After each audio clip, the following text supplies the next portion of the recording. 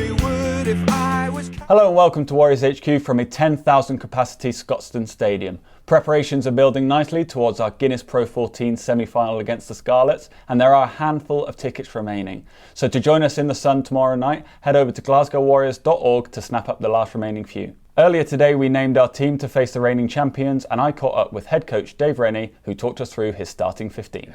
Jamie Butty, obviously from a Lucid perspective, and Jamie's had a great year, probably unknown early on, and was only had a couple of caps for the Warriors prior to that, so come through the academy system in a late bloomer, I guess. So fantastic for him. He's obviously played a number of tests for Scotland this year, and so he's been an important part of the fabric for us. Obviously Fraser Brown at two, very experienced, really strong scrummager and line out, but great post tackle and carrying the ball, and so we'll need all of that tomorrow night. And Xander Ferguson at tight head, who as you know, Xander is really bullish. He's strong ball carrier, ability to create go forward. He's got a really good skill set for a big man, and made massive strides around scrummaging, and we're going to need that tomorrow to go a pretty good scrum. Johnny didn't play against Edinburgh. He's back in. What boost will he be next to Tim Swinson? Yeah, I mean, look at Johnny's just a workhorse. He'll make a ridiculous amount of tackles and hit rucks and carry, and just keeps getting up and doing more. So his ability to get back in the game quickly is impressive, and then his leadership in and around our line out stuff is also really valuable. And Tim Swinson actually plays a big part in our line out. He runs all the defensive stuff, so our defensive maul and our defensive challenging. But as with Tim, he's experienced. He's another workhorse. He's got really good footwork and creates good go forward and carry and so on, and loves the defensive side of the game, which will be important tomorrow. The back row battle is going to be fascinating tomorrow. Have Matt Ferguson, Callum Gibbons and Ryan Wilson all got different roles, or are you just expecting physicality from all three? Oh, it's a given in their role, and so their ability to defend aggressively and hunt and slow down ball. And then from a carrying point of view, try and give us some go forward and generate some really quick ball. And so all those men, they offer slightly different options. Ryan's excellent line out forward, and he'll play a big part in that tomorrow night. And Matt's footwork is exceptional, and so his ability to create go forward and quick balls a massive part of his game. And then Cully, he's just an absolute nuisance. He'll be in there trying to steal a bit of pull, slow some ball down, really strong around his clean out to help us generate fast ball and eliminate threats. So we need big ones out of all of those three. Finn Russell's last game here at Scotstoun, he's got George Horn inside of him. Both of them are going to need to have a big game, aren't they? Yeah, look, really exciting for George, isn't it? A young man who was potentially number 4 halfback at the start of the year, and has been starting in all the big games lately. So, look, he's just electric, and then incredibly fit. So his ability to get to break down quickly is massive, and it's a big part of our game. So, he gets a nod ahead of some experienced guys, and then Finn, obviously his last game at home for a while anyway. I see it's been a special ground for him. He's got a lot of fond memories. He's got a lot of good mates in the team, and I've been impressed with him. Last couple of weeks he's prepared really well. He's really clear on what he needs to do to manage us around the field, and I hope to see plenty of that tomorrow night.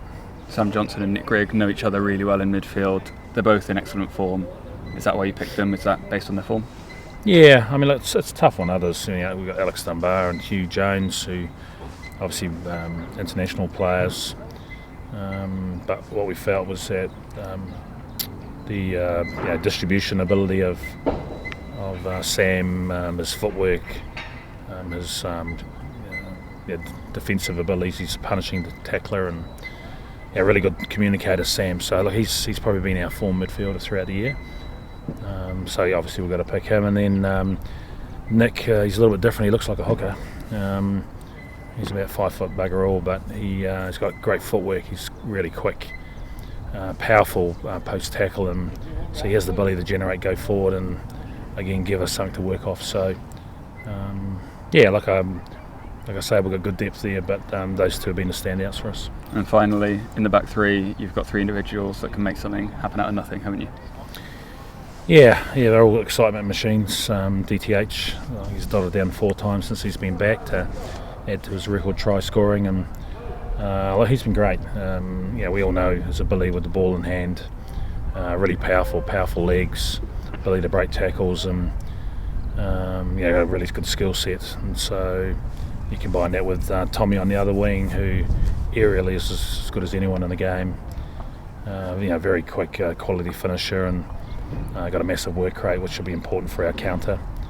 And then Hoggy down the back, who, as we know, can be a real handful if we can create space for him. So, he'd be one of the best fullbacks in the world. Tomorrow will be the third time we've hosted a league semi-final here at Scotstoun, and we have a 100% winning record so far. Chris Fusaro played in those victories against Munster and Ulster, and we caught up with him to reminisce. Welcome back to the analysis section of Warriors HQ. This week we're going to be looking back at our past 2 home semi-finals. I'm joined by Chris Fusaro, who's played in both. Chris, what's the mood like this week? Yeah, training's been bubbling away nicely. We've had a couple of good intense sessions on Monday and just there today. So yeah, looking forward to Friday night now. So rather than actually analysing the games, we're going to kind of look back about what it meant to you emotionally going through them. The first one was Munster, obviously, and it's a big defensive set. So if we start with that one. Yeah. So if we look at the clock here, right at the end of the game. Yeah, 20 seconds to go. I remember standing on the touchline with most of the other guys who'd come off as substitutes.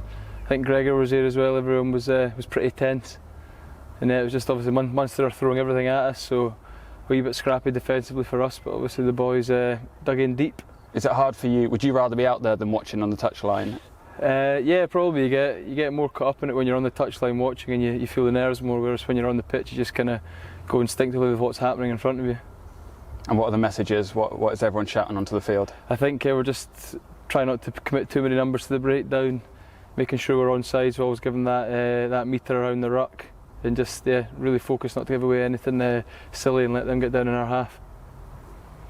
And then just how exhausting is this after 80 minutes of rugby, phase after phase? What's the body feeling like? Yeah, I'm feeling tired watching it. It's just it's absolutely knackering. I think both teams, you can see out on their feet.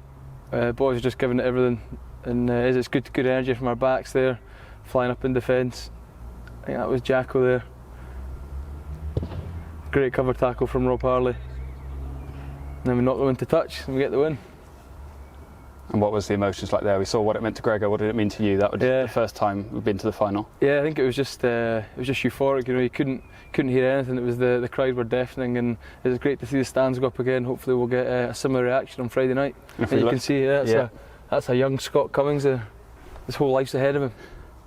So our next game, our next semi-final even, was Ulster here, and it will always be remembered for Finn's kick and DTH's try, and that's what we're going to look at. So is it different then if you're chasing the game? In that Munster game we were defending, what different emotions are you going at this point late in the game when actually we need a score?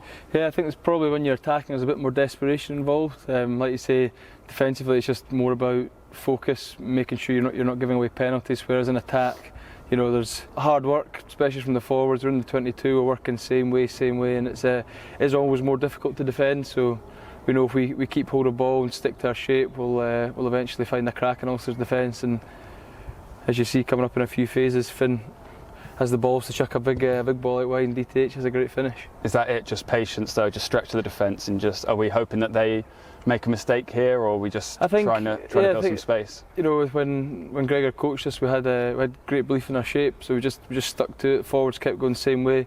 As you see, we get until we get inside the 15s, we'll keep working, and then eventually we'll sling it back with the backs. And what is the crowd like at this point? Again, just deafening. They're obviously all up on their feet, screaming and shouting. So it's obviously you try and block them out a bit, but no, they do have a massive effect on you. And you don't really want anyone else on the end of it, do you? Nah. He's always going to finish. Yeah, I think DTH is proven, being back here, he's a prolific try scorer, so he's done really well there. And a young Finn Russell steps up to the plate. Nice easy kick. Comes off like a dead duck, but manages to get through the post somehow. That must have been one of the best atmospheres you've experienced at Scotstoun. Are you expecting the same on Friday night? Yeah, definitely. I think we've been building over the last month to this game, and it was outstanding, the atmosphere, and we expect the same from the crowd. And hopefully we'll give the performance that will get them on off their seats. Well, Chris, thanks very much. Thanks for watching, and hopefully there'll be another analysis section on Warriors HQ next week when we'll be analysing our victory over the Scarlets. Thanks for watching Warriors HQ. As I said earlier, we are expecting a sellout at Scotstoun tomorrow night, but the last remaining tickets are available now at glasgowwarriors.org. If you can't make the game, we'll be live on Sky Sports Action and BBC Alba. We'll end this week's episode with clips of Dave Rennie, Tommy Seymour and Johnny Gray all previewing the game to the media throughout the week. We're looking forward to it very much. Like I said, Scarlets is going to be a huge challenge up on Friday, the way they've been playing in Europe and in the league. So yeah, we need to get preparations right to come up against them. Oh look, we've got a lot of respect for them. They're a quality side, defending champions.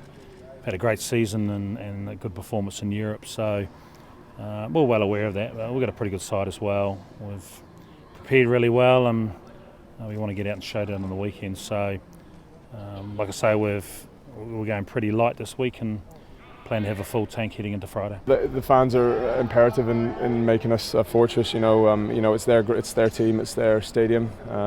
Their voices, really do push us over the line in a lot of cases. And this year they've been fantastic, and it's great that we've been able to up the capacity for the final, and be looking for them to come out in their droves and hopefully push us across the line again. Angels fall to the floor like they would if I was